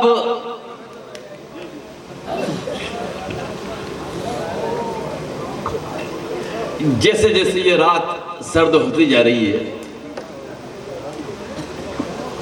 मैं देख रहा हूं कि कुछ लोग पीछे उठ के खड़े हो गए हैं। देखो, आखिरी कवि का कविता पाठ शेष है और अब मैं चाहता हूं कि थोड़े और सिमट के और नजदीक आ जाएं आप, तो और अच्छा होगा। मैं ज्यादा लंबी चौड़ी फिर भूमिका नहीं बनाऊंगा, मैं उन्हें डायरेक्ट यही ला रहा हूं। अगर एक पंक्ति में यह कहूं कि हिंदुस्तान में 2 तरह के कवि पाए जाते हैं, एक वे जिनकी कविताओं में आग होती है और दूसरे वे जिनकी कविता ही आग में डाल दो तो कोई दिक्कत नहीं। सही बता रहा हूं। लेकिन वे कवि जिनकी कविताएं देश की दशा और दिशा का निर्धारण तय करती हैं, उनमें नाम शुमार होता है भाई विनीत चौहान साहब। पेशे से प्रोफेसर हैं, कविता के डॉक्टर हैं, कई पुरस्कार उनके नाम हैं। गोपाल सिंह नेपाली पुरस्कार भाई साहब को मिला, श्री कृष्ण सरल पुरस्कार भाई साहब को मिला, विक्रमादित्य पुरस्कार, कई लंबी लिस्ट है, कई देशों की यात्राएं हैं। लेकिन ये सब छोटी बातें हैं। बड़ी बात यह है कि हिंदुस्तान देश के इस लाडले कवि को बहुत मोहब्बत के साथ बुलाता है, और उसी मोहब्बत के साथ तालियां बजाकर आप बताएं क्या आप मुझे सुनना चाहते हैं। मैं 4 पंक्तियां पढ़ता हूं। कुछ ऐसे बेटे भी हुए मां भारती के भाग में। पहली बार पंक्तियां पढ़ रहा हूं, आप लोग दस्तखत कर देंगे तो पूरे देश में पढ़ूंगा। कुछ ऐसे बेटे भी हुए मां भारती के भाग में, सुर सदा लगता है जिनका देश के ही राग में, और सुनते हैं कि लफ्ज में रखते हो तुम चिंगारियां, जलना चाहते हैं जला दो हम तुम्हारी आग में। आइए विनीत चौहान जी को। राजस्थान की हल्दी घाटी की ओर से बैजनाथ की घाटी को अपने प्रणाम निवेदित करता हूं। मुझे ये नहीं पता कि जब कवि सम्मेलन शुरू हुआ था उस समय कितने श्रोता थे और इस समय मेरे हिस्से में कितने आए हैं, लेकिन इतना जरूर जानता हूं कि कविता सुनने वाले लोग शायद तब भी उतने ही रहे होंगे जितने अब मेरे हिस्से में आए। सब कवियों के लिए कहा गया है कि बार बार रुकिएगा रुकिएगा, ठंड बहुत है, अब बहुत विशेष 2 बचे हैं। मैं ऐसा अपने बारे में किसी के बारे में कुछ कह भी नहीं रहा, अब कुछ शेष भी नहीं। मैंने 35 साल कविता के मंच पर हो गए, मैंने कभी हाथ जोड़कर गिड़गिड़ाकर कविताएं नहीं पढ़ी हैं। आपका मन करे तो रुकना, वरना अगले 2 मिनट बाद आप पीछे मुड़कर तेज चल हो सकते हैं। लेकिन 2 मिनट में यदि मैं इस ठंड में इस पांडाल का रुख न बदल दूं तो मेरा नाम विनीत चौहान नहीं। लोग बात कह रहे हैं पंकज भैया से कि इतने साल बाद है, मैं भी शायद पहली बार आया हूं यहाँ पर। दरअसल में है क्या नीलेश भैया, लिफाफे बड़े हो गए हम लोगों के। छोटी जगहों पर मन कविता सुनता है, बड़े शहरों में धन कविता सुनता है। वाह वाह वाह। बंबई में इतने लोग दिल्ली में इकट्ठे भी नहीं होते हैं। और वैसे भी कविताएं आजकल मजहबों में बट गई हैं। मैं पीछे बैनर देख रहा था तो अच्छा लगा मुझे कि 8-7 पार्षद हमारे मुस्लिम बंधु भी हैं, वरना तो देश की हालत बड़ी अजीब है। केसरिया हिंदू हुआ, हरा हुआ इस्लाम, रंगों पर भी लिख गया अब धर्मों का नाम। क्या अजीब देश है। तो एक बात तो मुझे अच्छी तरह समझ लीजिएगा, मुझे सुनने से पहले तो, कि बाद में कुछ लोगों को कड़वा भी लग सकता हूं। मैं कुनैन की गोली देकर के जाऊंगा, पता नहीं कब तक कड़वा मुंह रहेगा, मुझे पता नहीं है। मुझे सुनने से पहले इस बात को अच्छी तरह समझ लीजिएगा, किसी भी कौम के माथे पर देशद्रोहिता खोदकर नहीं लिखी जा सकती, और किसी भी कौम के माथे पर देशभक्ति चस्पा नहीं की जा सकती है। मैं उस राजस्थान से आता हूं जहां राणा प्रताप के सेनापति का नाम हाकिम खां सूरी था, पठान था, और अकबर के सेनापति का मान ठाकुर मानसिंह था। तो देशभक्ति किसी कौम के नाम पर नहीं है, खून में बहने वाली रवानगी का दूसरा नाम देशभक्ति है। शायद हिंदुस्तान इस बात को याद रखे तो मुझे अच्छा लगेगा। छोटे शहरों में आ जाते हैं कविताएं पढ़ने के लिए, कोई तो कारण होगा। जब लिफाफे छोटे फिर आ क्यों रहे हैं। बस एक बात में मैं शुरू कर रहा हूं, उसके बाद मैं बीच में आपसे कुछ कहूंगा भी नहीं। चले जाइएगा बड़े दिल्ली बंबई। अरुण भाई मुझे माफ करिएगा कहने के लिए, मैंने कहा मैं जितनी देर भी हूं बस आपको लगेगा कि आग का शोला आपके सामने खड़ा है। चले जाइए दिल्ली बंबई के अंदर, और बस इस पर मुझे तय कर दीजिए मुझे माइक पर कितनी देर खड़ा होना है। चले जाइए दिल्ली बंबई कलकत्ता की सड़कों पर, सुबह सुबह 5 बजे आपको सफेद कुत्तों की चैन पकड़ करके घुमाती हुई लड़कियां दिखाई देंगी। और चले जाइएगा सुसनेर नलखेड़ा के गांव की कस्बों में, आपको सुबह सुबह सेना के लिए कसरत करते जवान तैयार होते दिखाई देंगे। ये धरती रण में दुश्मन का कोई एहसान नहीं है। मैं शुरू हो रहा हूं तो मुझे बता दीजिएगा। मैं आपकी मिट्टी के स्तवन में 4 लाइन कह रहा हूं। मैंने कहा मैंने गिड़गिड़ा के लाइन नहीं पढ़ी है, लेकिन ये मिट्टी का स्तवन है, बस इस पर ताली मांग लेता हूं, बाकी मैं शुरू कर दूंगा। ताली कैसे बजाई जाती है, 35 साल हो गए, सारे नुस्खे मेरी जेब में रखे हैं। बहुत अच्छे। कुछ मैं जो अपनी बात शुरू कर रहा हूं, हम प्राण हथेली पर लेकर दिल में एहसास लिए बैठे, क्या इस देश की मिट्टी ये धरती रण में दुश्मन का कोई एहसान नहीं रखती। ये धरती रण में दुश्मन का कोई एहसान नहीं रखती। जुगनू की जोड़ी झुक जाए ऐसे दिनमान नहीं रखती। अब मुझे जरा खामोशी खल जाएगी इस बार। ये धरती रण में दुश्मन का कोई एहसान नहीं रखती। जुगनू की जोड़ी झुक जाए ऐसे दिनमान नहीं रखती। और सीमा पर दुश्मन की जाकर जो मां का दूध लजा आए, भारत में ऐसी कोई भी कायर संतान नहीं रखती, भारत में ऐसी कोई भी कायर संतान नहीं रखती, भारत में ऐसी कोई भी कायर संतान नहीं रखती। हम प्राण हथेली पर लेकर दिल में एहसास लिए बैठे। बस एक बंद और झेल लीजिएगा। अभी मैं एक टीवी शो के अंदर गया तो पहली बार उस टीवी पर एक अजीब व्यवस्था थी। वो एक सीन दिखाते थे, कहले इस पे कविता लिखो। तो मुझे सीन दिखाया गया कि एक पायलट बैठ रहा है मिग विमान में और जरा सीमा की तरफ से विमान उड़ा दिया। कॉकपिट में उसने अपना हेलमेट पहना, कहला इस पर कुछ कविता लिखो।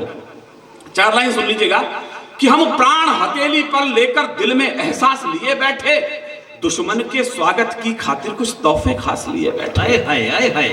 अगर वालों यदि पंकज पलाश ने बुलाया तो समझ लीजिए कुछ कविता जैसी चीज मेरे पास नहीं होगी, वरना नारेबाजी क्या होती है वो मुझे मालूम है। हम प्राण हथेली पर लेकर दिल में एहसास लिए बैठे, दुश्मन के स्वागत की खातिर कुछ तोहफे खास लिए बैठे, बढ़ चले मृत्यु के परवाने, जीने की है परवाह किसे, जीवन जीने की खातिर हम मृत्यु की प्यास लिए बैठे, जीवन जीने की खातिर हम मृत्यु की प्यास लिए बैठे, जीवन जीने की खातिर हम मृत्यु की प्यास लिए बैठे। मैं सिक्का बदल रहा हूं, मैं गियर बदल रहा हूं, माफ कीजिएगा सर। बड़ी देश में देशभक्ति की बात होती है, कौमी एकताओं की बात होती है, लेकिन हम लोग खड़े कहां हैं। मुझे एक बात कहने में अगली लाइन बोल रहा हूं, मुझे बोलते शर्म आएगी, आपको सुनकर शर्म आएगी। अभी मैं पिछले महीने बंबई में चौपाटी पर कविता पढ़ रहा था। उस दिन मुझे मंच पर सूचना, मुझे हैरत हुई कि ऐसे लोग भी यहाँ हैं क्या। इस देश में बाड़मेर के हमले के सबसे बड़े आतंकवादी याकूब मेमन को जिसे फांसी दी गई थी, मेरी बात को ध्यान से सुनना, मैं पांडा का टेम्परेचर बढ़ाने जा रहा हूं इस समय आपके सामने। याकूब मेमन को जिसे फांसी दी गई थी, मुझे सूचना मिली कि उसकी कब्र को मजार में तब्दील किया जा चुका, संगमरमर लगाया जा रहा है, लाइटिंग की जा रही है। मुझे हैरत हुई कि जिस आतंकवादी को फांसी दी गई इस देशद्रोहिता के मसले में, उसकी लाइटिंग क्यों की जा रही है। मुझे अच्छा लगता काश वो लाइटिंग उन शहीद परिवारों के घरों पर की जाती जिनके सिंदूर इस देश की सीमाओं पर बिछा गई है। बात यहां रुकी नहीं है सर। एनसीपी का बड़ा नेता बयान दे रहा था, ये तो अच्छा हुआ देश को अकल आ गई है। मैं जानबूझकर उस नेता का नाम नहीं ले रहा हूं, वरना उसका कद बड़ा हो जाएगा, मेरी कविता का कद छोटा हो जाएगा। उसे कहा कि अच्छा हुआ इस देश को अकल तो आई कम से कम, वरना इस देश में तो हमें देशद्रोहिता के तमके बांट दिए गए। माफ कीजिएगा साहब, मुझे बुरा लगे तो भी सुन लीजिएगा। इस देश में वो नेता बयान दे रहा था, मैंने 2 ही लाइन उस दिन कही है। यदि वो सो रहा अपने बंगले में एनसीपी का वो बड़ा नेता, तो आपकी तालियां थप्पड़ की तरह उसके कनपट्टी पर पहुंचनी चाहिए। सांप जब तक आस्तीनों के नाम मारे जाएंगे, मैं आपकी हथेली में तालियां चिंगारियां देखना चाहता हूं। सांप जब तक आस्तीनों के नाम मारे जाएंगे, हौसला कितना भी हो हम जंग हारे जाएंगे, और दुश्मनों के संग तो हम फिर करेंगे फैसले। पहले घर के जाहिलों के सर उतारे जाएंगे, पहले घर के जाहिलों के सर उतारे जाएंगे। कहले क्या हो रहा है कश्मीर में, कुछ हुआ तो है नहीं, वो का वही हाल है। मैंने कहा 15 अगस्त का टीवी देखा है कि नहीं देखा है। जिस लाल चौक पर जाने के लिए आपको कमांडो दस्तों की जरूरत पड़ती थी, क्या इस बार 15 अगस्त पर उस घंटा घर को तिरंगे में नहीं लहरा दिया गया था। क्या ये परिवर्तन कम है। कुछ देशभक्ति के मंत्र वहां जाकर हमने बांचे तो हैं। मुझे देशभक्त लोगों की तालियां चाहिए, बाकी खामोश रह सकते हैं। कुछ देशभक्ति के मंत्र वहां जाकर हमने बांचे तो हैं, हम देशद्रोह के विषधर के फन पर चढ़कर नाचे तो हैं। दादी आया मारी, मैं कोशिश तो कर रहा। कुछ देशभक्ति के मंत्र वहां जाकर हमने बांचे तो हैं, हम देशद्रोह के विषधर के फन पर चढ़कर नाचे तो हैं। आतंकवाद के अंधड़ को आगे बढ़ ललकारा तो है, धीमा ही सही तमाचा पर उसके मुंह पर मारा तो है। लो हमने दुम सीधी कर दी। मुझे अच्छा लगा कि वर्दी की तालियां आ गई। मैंने जिंदगी भर वर्दी के लिए कविताएं लिखी हैं सर। हिंदुस्तान में मुझे नहीं पता कितने लोगों ने हमारे सुदीप भैया की तरह लिखी। मेरे बारे में कई बार कहा जाता है विनीत चांद वो कवि है जिसने सबसे कम उम्र में इसकी तरह से लाल किले से कविताएं पढ़ी है। श्रद्धेय अटल बिहारी वाजपेयी जी के साथ भी मुझे कविताएं पढ़ने का सौभाग्य प्राप्त है। 30 साल पहले मैंने उनके साथ कविताएं पढ़ी, लाल किले पर पढ़ ली थी। ये गरूर कभी मेरे माथे पर चढ़ा नहीं कि राजनीति के बड़े लोगों ने मुझे तमके दे दिए। मेरे पास एक ही गरूर अब तक जीने के लिए। मैंने करगिल में उसी टाइगर हिल के नीचे भी कविताएं पढ़ी हैं जहां हमारे 522 बेटों ने खून से वंदे मातरम लिख दिया। बात यहां तक होती तो मुझे फख्र अच्छा होता। ये वर्दी बैठी है, मैं उसे सैल्यूट करते हुए एक बात बांटना चाहता हूं जो अपनी वर्दी में कह नहीं पाते हैं। सर मैं श्रीनगर एयरपोर्ट से जैसे ही दिल्ली उतरा तो एक वीडियो मेरे मोबाइल पर वायरल था। मुझे नहीं पता कितने लोगों ने वीडियो देखा होगा। हमारे कुछ जवान वहां पर अपनी राइफलें टांगे हुए अपने बैरकों में लौट रहे हैं। मैं एक भी बात गलत बोलूं तो मैं 3 वीडियो के सामने अपनी रिकॉर्डिंग में दर्ज करा रहा हूं। कल आप मुझे टोक सकते हैं कि तुम झूठ बोल कर गए थे। एक वीडियो वायरल हुआ, हमारे सैनिक लौट रहे हैं बैरकों में। ये सर मैं आपको समर्पित कर रहा हूं, आपकी पीड़ा गा रहा हूं मैं। जैसे ही वो लौट रहे हैं, उनके पीछे 15-15, 14-14 साल के लड़के उनके कनपटियों में झापड़ मार रहे हैं, लात मार रहे हैं, उनके हेलमेट उनके पैरों की ठोकरों में पड़े हैं। मैंने पूछा दिल्ली वालों, सर ये हो क्या रहा है? अरे कहने लगे तो इनके धैर्य की परीक्षा है। मैंने कहा माफ करना सर, ये कोई धैर्य की परीक्षा नहीं है। 70 साल में राजनीति ने जो कायरता के बीच कश्मीर में बो दिए हैं, हमारी सेना को कनपटी के रूप पर, तालों के रूप में, तमाचे के रूप में खाने पड़ रहे हैं, और कुछ भी नहीं है ये। हमारे बड़े कवि हरिओम पवार जी, मैंने उनसे कहा तो उनका विनीत 2 लाइन लिखी है बस, हो सके तो आपको सुना देना। आपको लगे जब सेना के कनपटी पर चांटे पड़ रहे थे, ये बात तो आप कहना चाहते थे जो हरिओम पवार जी ने कहा है।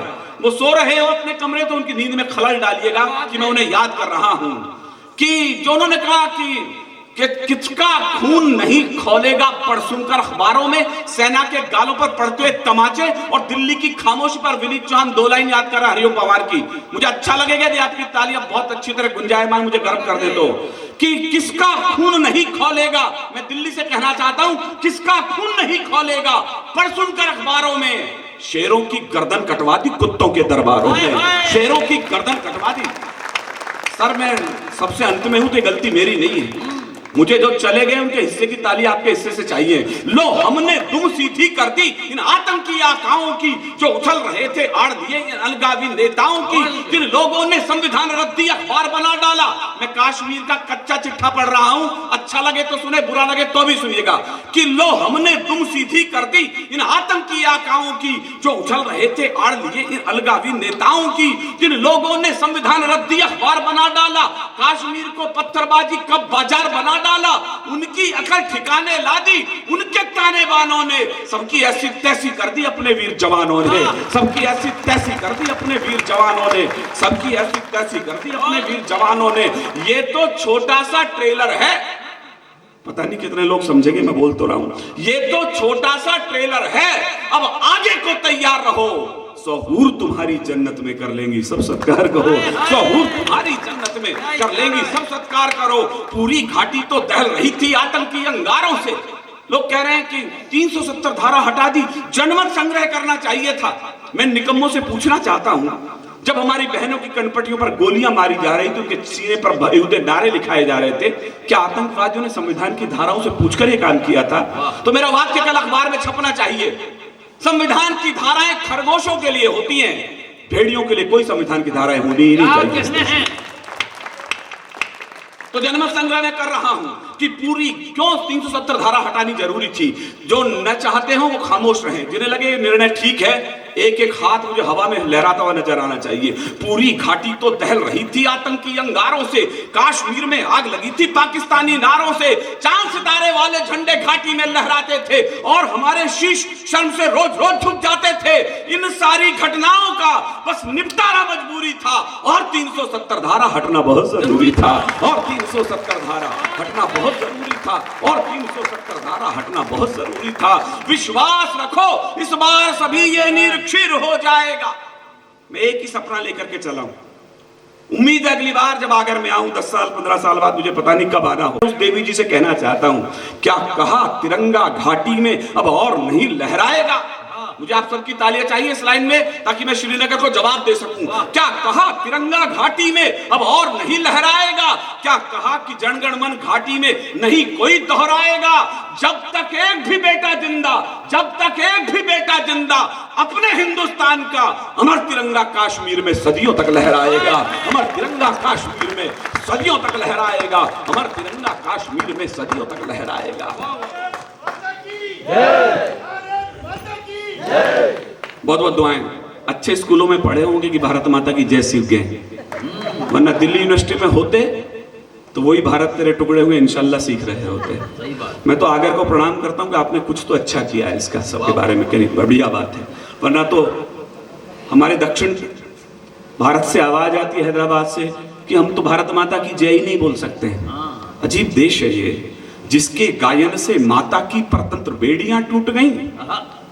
स्तवन कर दीजिए यदि आपने कह दी है। तो ये कविता का एक अंश मेरे याद आ गया है। जिसके गायन से माता की परतंत्र बेड़ियां टूट गई, जिसकी स्वर लहरी सुनने को स्वर्ग सीढ़ियां छूट गई। कुछ मक्कारों को, आपकी ताली हैदराबाद पहुंचे जरा, कुछ मक्कारों को वही गीत तिल भर भी रास नहीं आया। गद्दारों को लगता शायद माता का दूध नहीं भाया, मक्कारों को लगता शायद माता का दूध नहीं भाया। जो गीत सदा आजादी की दुल्हन की जय जयकार रहा, जो फांसी पर चढ़ते चढ़ते वीरों की रणहुंकार रहा, तुम उसी गीत को गा न सके, सचमुच कितने हठभागी हो। माता की छाती चीर गए, तुम कुल कलंक कुल दागी हो, तुम कुल कलंक कुल दागी हो। जो चले गए यह देश छोड़, उनसे न शिकायत कभी हमें। मेरा तर्क समझ में आए तो बुद्धिमान लोगों की तालियां उठे। जो चले गए यह देश छोड़, उनसे न शिकायत कभी हमें, पर तुमने इसको वतन कहा इसलिए मोहब्बत अभी हमें। वरना इस घटना पर तुमको हम बांट छांट भी सकते थे। जो भारत की जय गा न सकी वो जीभ काट भी सकते थे, जो भारत की जय गा न सकी वो जीभ काट भी सकते थे। अच्छा होता तुम बन हमीद माता का कर्ज चुका देते, इस राष्ट्रदेव के चरणों में तुम अपने शीश चढ़ा देते। हम भी चाहते हैं मरे अगर धरती की गोदी यही मिले, 100 बार स्वर्ग छिन जाए मगर माता की गोदी यही मिले। 100 बार स्वर्ग छिन जाए मगर माता की गोदी यही मिले। मैं एक छोटी कविता कह के अपनी वाणी को विराम देता हूं क्योंकि ठंड बढ़ चुकी है। अभी वो दोनों बेटियां चली गई, मैं मुमताज से बात कर रहा था, मुझे उनमें अपनी दोनों बेटियां नजर आ रही थी जब से। यदि आज मेरे पास ये हक होता कि सर्वश्रेष्ठ पुरस्कार किसे दूं श्रोताओं का, तो या तो मैं इन दोनों माँ और बहू यहाँ बैठी हैं, या उन दोनों बेटियों को दे रहा होता। जितना खूबसूरत इन बच्चों ने, इन माँ ने सुना है, आप सबको कई बार कभी से सुने होंगे, शायद ये पहली बार सुन रहे हो, लेकिन जिस आदर से इन्होंने सुना है, इनकी लंबी उम्र के लिए मैं दुआएं कर रहा हूं। तुम्हें ढेर सी मुबारक यूं दे रहा है दिल, काश हो जाए तुम्हारी उम्र में मेरी उम्र भी शामिल। ये जो लोग हैं, इन लोगों के, मैंने कहा ना, मन कविता सुनता है छोटी जगहों पर, तो बस ऐसी दोनों बेटियां मेरे घर में भी हैं। पिछली बार मेरी बेटी का विवाह हुआ 1 साल पहले। फिरोज भैया, बिल्कुल पारिवारिक बातें बांट रहा हूं आपसे।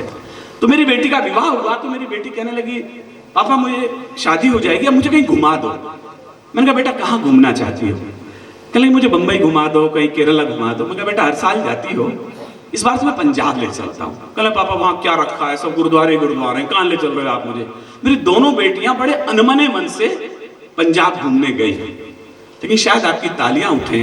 मैं उन्हें सबसे पहले उस जलियांवाला बाग में ले गया जहाँ 823 बेटों का खून उस मिट्टी में मिला हुआ। हमने सबने श्रद्धा से सिर झुका दिया। उसके बाद जहां मैं ले गया, मैं रोमांचित उस घटना को बताते समय मैं उन्हें सरहिंद की वो दीवार दिखाने ले गया जहां गुरु गोविंद सिंह के दोनों बेटे जिंदा दफन कर दिए गए थे। फतेह सिंह और जोरावर सिंह दोनों 7 और 9 साल के बेटे थे। मेरे पास इससे अच्छी कविता नहीं जो मैं सुनाकर आपसे विदा हो रहा हूं। 7 साल का बेटा फतेह सिंह और जोरावर सिंह, जब गले तक ईंट आ गई छोटे भाई की, तो बड़े भाई की आंखों से आंसू रिसना शुरू हो गए। छोटे ने कहा बड़े भैया आंखों में आंसू आ गए, मृत्यु का वक्त देखा तो डर गए? कहना नहीं डरा नहीं हूं। कहना फिर रो क्यों रहे हो? जो छोटे को जवाब दिया बड़े ने वो लाजवाब था। उसने कहा छोटे रोता केवल इसलिए हूं, इस दुनिया में आया पहले मैं था और जा तू रहा। हाय हाय हाय हाय, तालियों से रिसीव करिएगा। फतेह सिंह शोर से बोला, जोरावर जोर से बोला। फतेह सिंह शोर से बोला, जोरावर जोर से बोला। रखो ईंटें, भरो गारे, चुनो दीवार, हत्यारे, निकलती सांस बोलेगी यही दीवार बोलेगी, हमारे देश की जय हो, हमारे धर्म की जय हो। ये हिंदुस्तान का 9 साल का बेटा बोल रहा है। उसके बाद मैं उन्हें चमकौर का वो दुर्ग दिखाने के लिए गया। जब गुरु गोविंद सिंह के पास केवल 40 सिख बच गए थे, जो पढ़े लिखे लोग हैं शायद उन्हें इस घटना का पता हो। 40 सिख बचे थे चमकौर के दुर्ग में, और खुद गुरु गोविंद सिंह और उनके 2 बेटे अजीत सिंह और जुझार सिंह। हमारे राजस्थान में परंपरा है पुराने युद्धों में कि जब युद्ध के लिए सैनिक जाते थे तो मां तिलक निकालती थी, उन्हें पत्नियां तिलक निकालती। हाड़ा रानी तो शीश काट के दे दिया था। सिखों में भी परंपरा है, गुरु मां कलगी टाकती है पगड़ी के अंदर। गुरु मां उस दिन थी नहीं, तो गुरु गोविंद सिंह ने दोनों काम खुद किए। कलगी टाकी अजीत सिंह को और गले लगाया कि जाओ तुम्हारा बलिदान का वक्त है। अजीत सिंह गए, भाला आर पार हो गया शेर के बच्चे के, घोड़े से नहीं उतरा। 40 मुगलों के सिर काटे, उसके बाद बलिदान हुआ। वाह वाह वाह, आकाश भर ताली वहां तक पहुंचे जिनके कारण हम आज ठंड में बैठे। क्या कहने? अंतिम बेटा बचा जुझार सिंह। गुरु गोविंद सिंह ने अगली बार कहा बस बेटा तेरी बारी है, ये देश तेरे हवाले कर रहा हूं। पापा के गला लगा, वो पिता के गले लगे और चले गया। 5 मिनट बाद बेटा वापस लौटा। गुरु गोविंद सिंह डर गए कि किले की दीवार से इसने भाई के भाला आर पार होते हुए देख लिया है। डर गया है बच्चा। उन्होंने धीरे से पूछा, वापिस कैसे आ गए? कहला पिताश्री प्यास लगी, बस पानी पिला दो। गुरु गोविंद सिंह ने आंखें लाल करते एक ही वाक्य कहा, कहला शर्म नहीं आती रण क्षेत्र में खड़े हो, शत्रु के लहू से प्यास क्यों नहीं बुझा? चारों बेटे बलिदान हो गए। तो गुरु मां तक खबर पहुंची, गुरु मां रोने लग गई। उन्होंने पल्लू फैला दिया गुरु गोविंद सिंह के सामने, कहने लगे मेरे बेटे लौटाओ। गुरु गोविंद सिंह कहने लगे चारों बेटे बलिदान हो गए, कहां से लाऊं? तो उसने कहा कि फिर मुझे मरने की अनुमति दो, मेरी कोख खाली हो गई है। गुरु गोविंद सिंह ने कहा बलिदान और आत्मसंसर्ग के समय आत्महत्या का दिमाग में तुम्हारे विचार भी कैसे आया? गुरु मां ने कहा मैं जीव तो जीव किसके लिए है? गुरु गोविंद सिंह ने एक ही वाक्य कहा और गुरु मां को निरुत्तर कर दिया। आपको जानकर खुशी होगी कि चंडीगढ़ अमृतसर एयरपोर्ट का नाम बदलकर सरदार भगत सिंह एयरपोर्ट हो चुका है। वाह वाह, ये शुभ सूचना है इस देश के लिए। मैं एक अभियान में इस कविता को सुना रहा हूं। जिस दिन ये अभियान मेरा पूरा हो जाएगा उस दिन मैं इस कविता को सुनाना बंद कर दूंगा। मेरा अभियान है जो गुरु गोविंद सिंह ने जो 2 लाइन बोली है, जिस दिन ये चंडीगढ़ एयरपोर्ट पे लिख दी जाएंगी उस दिन मैं इस कविता को विराम दे दूंगा। जब गुरु मां ने कहा मेरे चारों बेटे चले गए, मुझे मरने की अनुमति दो, गुरु गोविंद सिंह ने एक ही वाक्य कहा, बस मुझे इस पर ताली बजाएंगे मुझे अच्छा लगेगा। गुरु ने कहा देश धर्म के वास्ते वार दिए सुचार। अगर वालों मुझे विदा करने से पहले जरा मुझे हिम्मत दीजिएगा। देश धर्म के वास्ते वार दिए सुचार। अरे 4 मरे तो क्या हुआ, ये जीवित कई हजार। 4 मरे तो क्या हुआ, ये जीवित कई हजार। ये कौम शीश देकर जन्मी, ये कौम शीश की दानी है। आप सिखों को देखते हैं तो उनको मजाक में चुटकुले सुनाते हैं उनके ऊपर। माफ कीजिएगा सर, 123 ऑथेंटिक फांसी हुई आजादी के संग्राम में। आपकी तालियां उनकी पगड़ियों को प्रणाम करें। 93 बेटे सिख मां की कोख ने दिए थे इस देश के। ये चुटकुलों की कौम नहीं थी, ये कौम शीश देकर जन्मी, ये कौम शीश की दानी है। ये अमृत शक्कर बड़ी हुई, ये कौम बड़ी अभिमानी है। एक भी पगड़ी देख लो तो उसे गुरुद्वारा मान के प्रणाम कर लेना। मैं विदा हो रहा हूं। ये कौम शीश देकर जन्मी, ये कौम शीश की दानी है। ये अमृत शक्कर बड़ी हुई, ये कौम बड़ी अभिमानी है। जब जब हम पर संकट आए इस पगड़ी ने बलिदान दिया। गुरुओं ने मस्तक चढ़ा दिए, अपने प्राणों का दान दिया। कुछ को आरे से चिरवाया, कुछ थे रुई से जलवाए, कुछ सूली ऊपर टाक दिए, कुछ दीवारों में चिनवाए। वो गर्म तवे पर चढ़े मगर निज सत्य पंथ से टिके नहीं। पुरजा पुरजा कट गए मगर मुगलों के आगे झुके नहीं। पुरजा पुरजा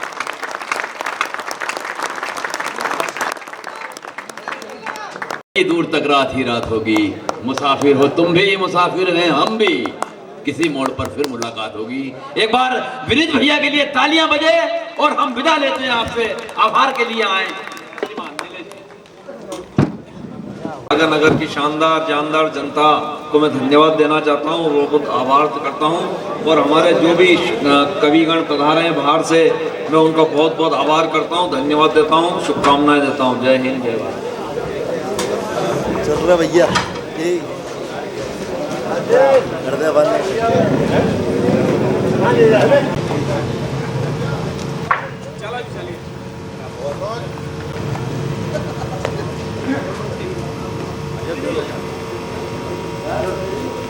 आप ही आ जाओ। धन्यवाद।